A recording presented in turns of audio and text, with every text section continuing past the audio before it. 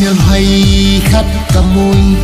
nhung ngã nở ta khát cả mùi asam mà sao vinh nang ngô sắc sắc đi miền số chu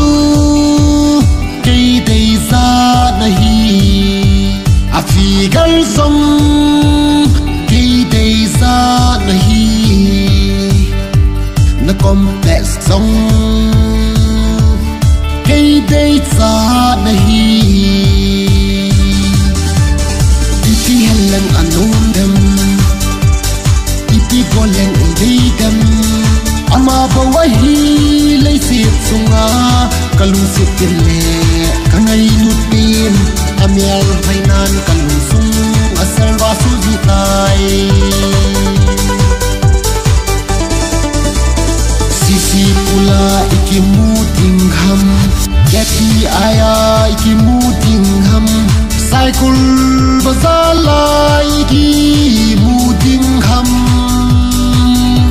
namial mukal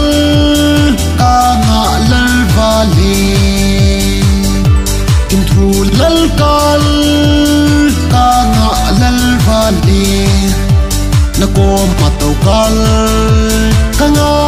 lalvale iti halang anom dem iti golang idem ama bawahi lay sit sunga kalung sitile kangai nutin amial hainan kalung sung asal wasu jitai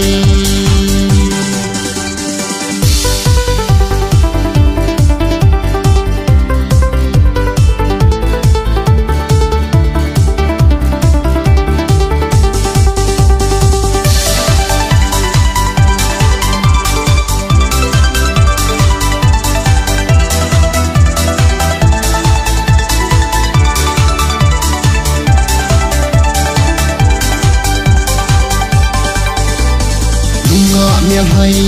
dim dòng lệ nắng bông cả đây pôn tê kít chen